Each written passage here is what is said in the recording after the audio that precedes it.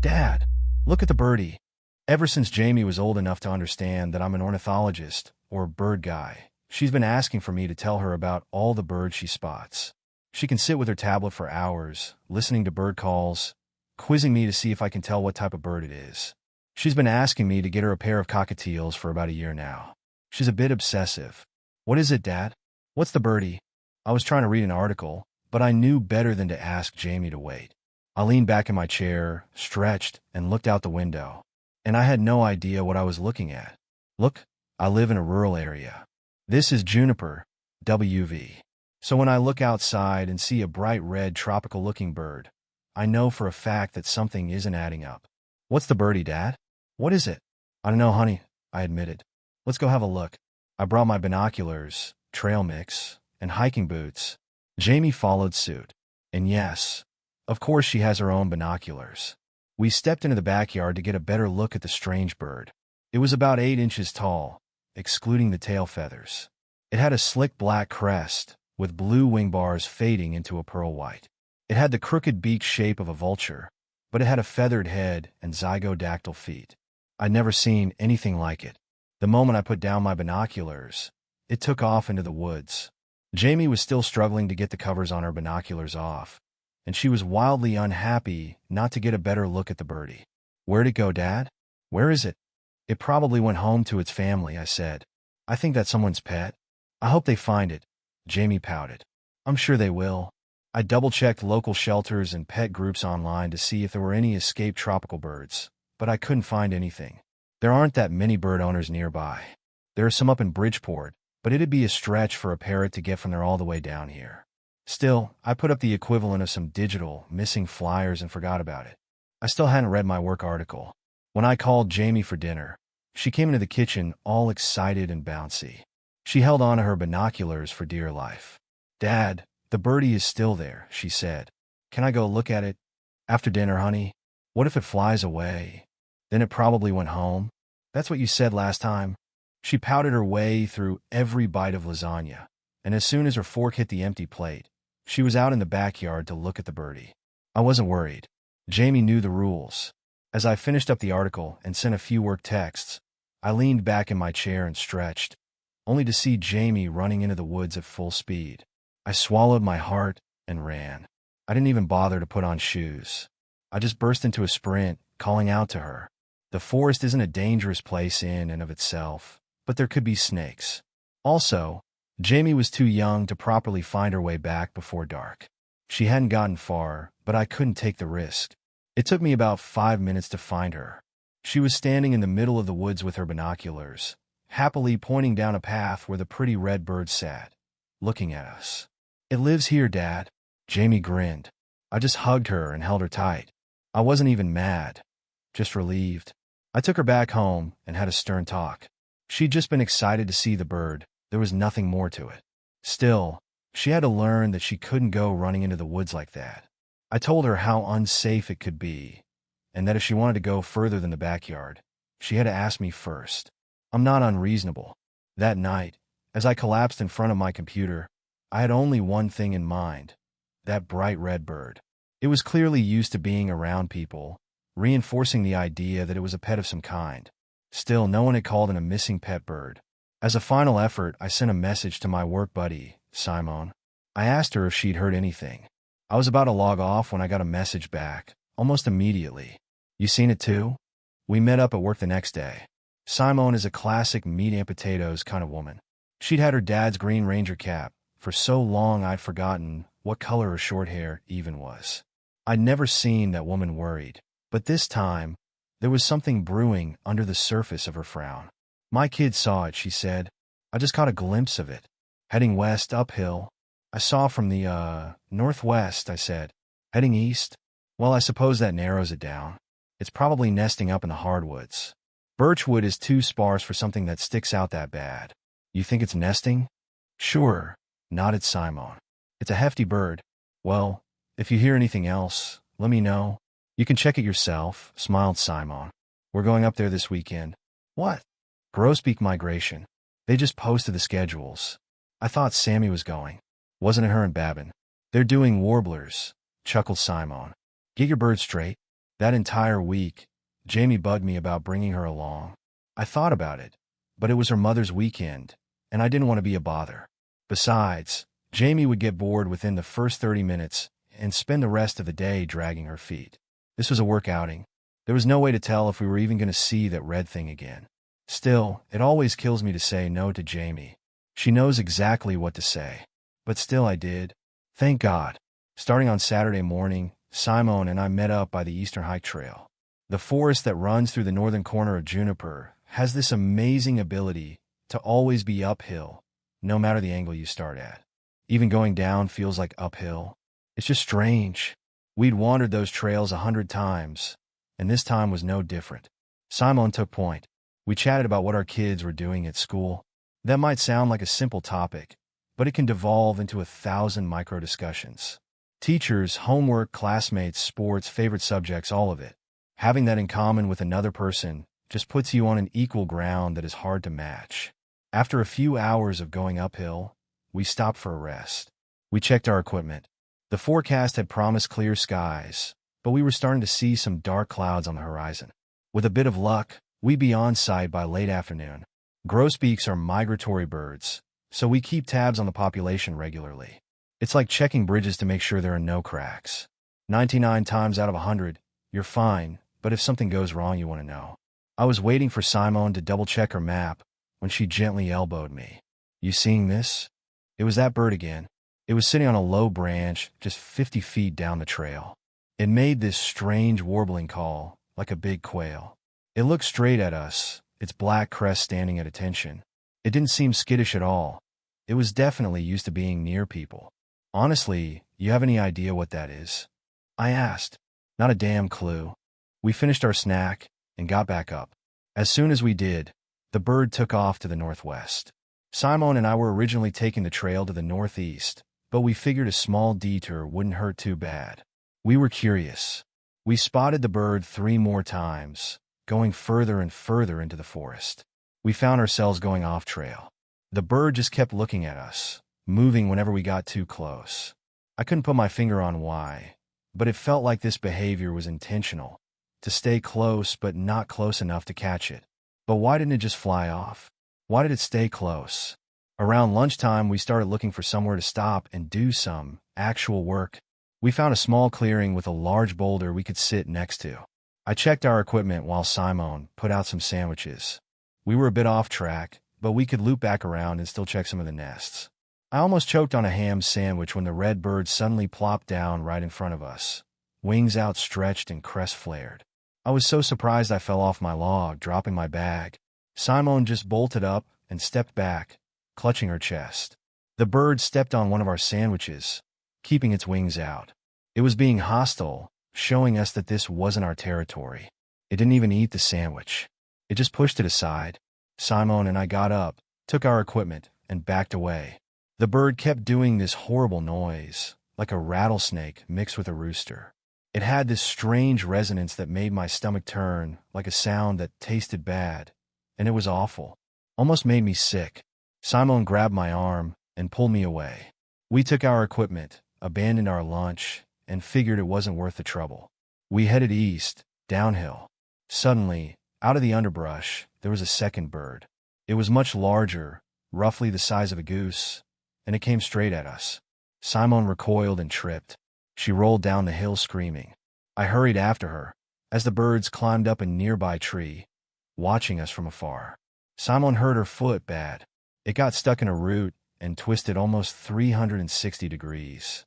There was a lot of blood, and I could see something sharp poking out, possibly bone or cartilage.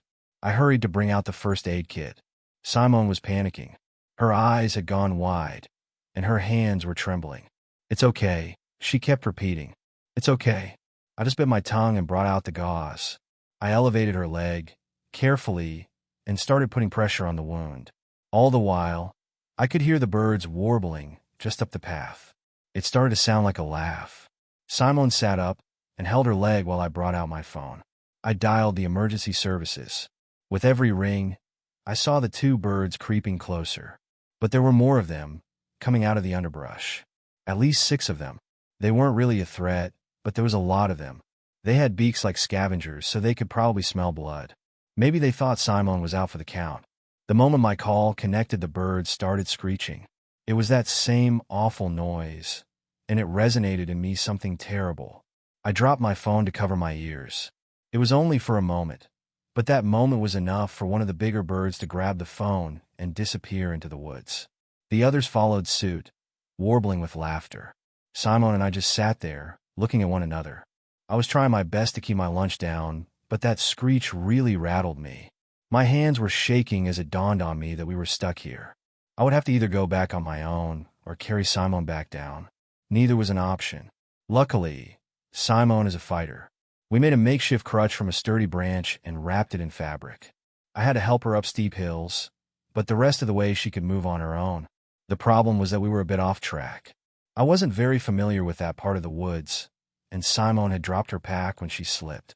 I had a map, but she'd been the one taking marks. Still, as long as we headed east, we'd end up at the main road eventually, and I had a compass. We were being followed. I counted at least 8 different birds, ranging all the way from 6 to 30 inches in length. They kept their distance, but as soon as we stopped, they crept closer. That warbling felt as ever-present as snapping twigs and wind rushing between the leaves. We'd been walking for a few hours when Simon stopped me. She could barely keep it together. She was so frustrated. "Stop," she said. Just stop. Look." She held out the compass. We'd been walking east, but north wasn't steady. It was moving even though we stood still. North was pointing directly away from the family of redbirds. I'd never seen anything like it, and I felt this sinking realization in my stomach. Without a reliable compass, we could be anywhere. We could have been walking in circles for hours. We could be 2 hours further into the woods. The sun had started to set. Following the path of the sun, we realized we'd been heading north rather than east. We could make some headway back east just by following the trail of the sun, but we'd be nowhere near the main road before nightfall. It was better to start making a shelter and prepare for the night.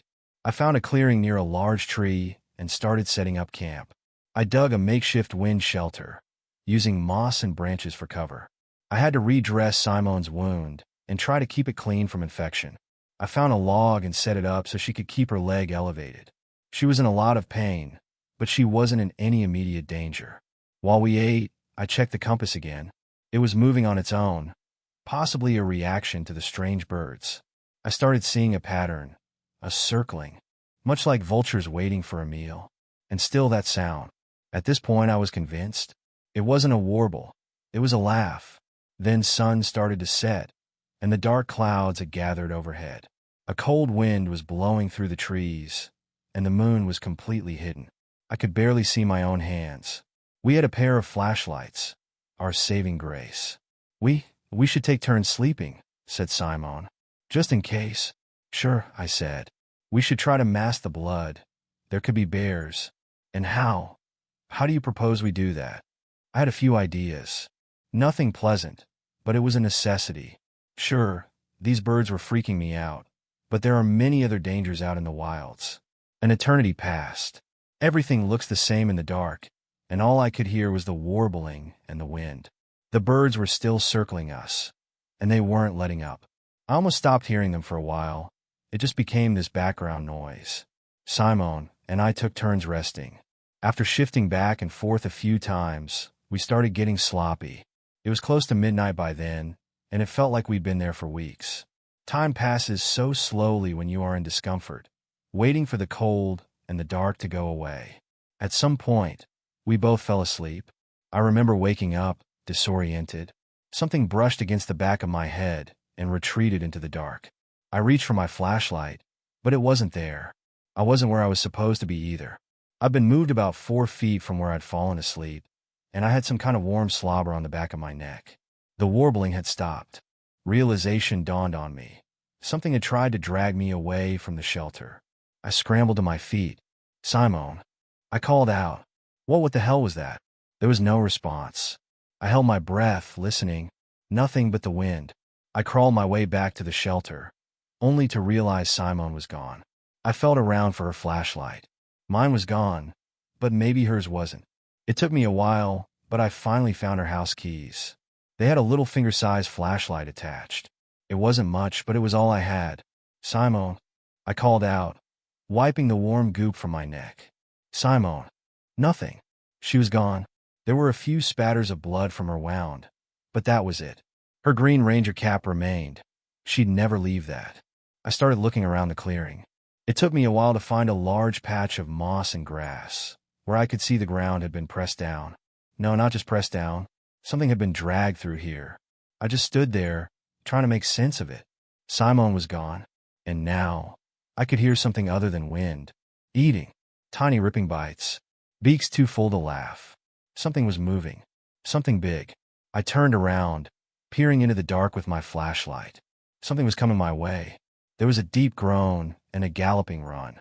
Everything in me told me to flee, but I was just frozen. I stood there and waited for whatever would come.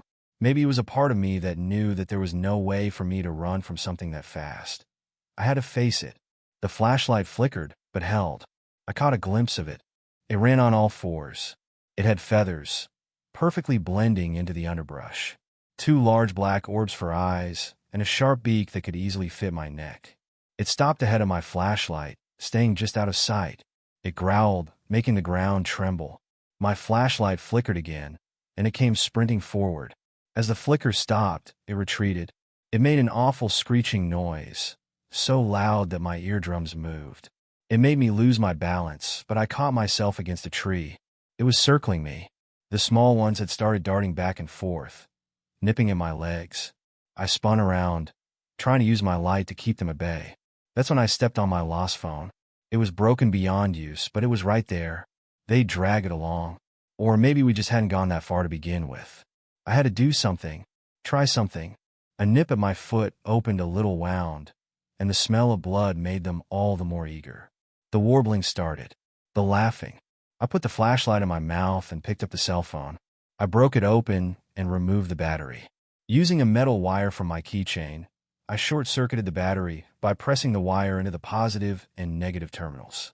It warmed up the wire just enough for me to set fire to a tuft of bush. It was just a little ember, and the battery was already dead. But I cradled that ember between my hands, still biting down on the flashlight. Movement all around me, unseen, waiting for me to let my guard down, for the light to die. Suddenly, a tug in my leg. In less than a second, I was 3 feet away from my budding fire. They were biting me. Something large was grunting with effort. I kicked as hard as I could, hitting something resembling rock or a beak. It didn't even flinch. I pulled at my leg with all my might, opening an inch-deep gash in my ankle. I crawled back as my fire flared up to the size of a fist. It was barely holding on from the wind, but it was growing. I'd been lucky. Using branches and a ripped piece of fabric from my pants, I managed to make something resembling a torch. I could see something big staying out of reach, just out of sight. It wasn't done with me yet, and neither were the little ones. I gathered everything I could find and made a small campfire. I positioned myself with my back against a tree so nothing could sneak up from behind. All I had to do was to keep the fire alive, and I'd make it out of there. Dawn would come, but I could see it, out there in the dark. Those dark globes staring at me, unblinking, unrelenting. I couldn't run. I couldn't let it psych me out. Thinking back to Jamie, I told myself there was only one thing to do if I wanted to see her again. I just had to look at the birdie. Just look at it, Dad. That's all there is to it. It circled me. It growled. It made aggressive outbursts, trying to rattle me. But that was all that came of it. I held fast, stayed close to the fire, and stared it down. Look at the birdie. Look at the birdie. Look at the birdie until the dark goes away. And it did. Once morning came, they retreated into the forest, full of meat and marrow. They'd gotten their prize. I'm not going to go into detail what they did to Simone. I can't bring myself to put it into words. There was nothing of Simone left. Just a body. It was the most gruesome night of my life. But I made it home. The police are treating it like an animal attack. There was no talk of strange redbirds or whatever stalked us. They classified it as a black bear. I'm not convinced. I'm looking for a new place to live. Jamie has been staying with her mother while I recover. I've tried finding out anything about these things, but no one seems to know anything.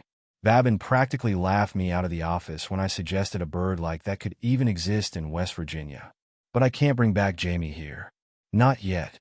At night, I imagine hearing the warble outside my bedroom window. Sometimes, I see flashes of red in the woods. I'm sure they're still out there, trying to lure people deeper into the forest. And to think they look so innocent. We just wanted to look at the birdie.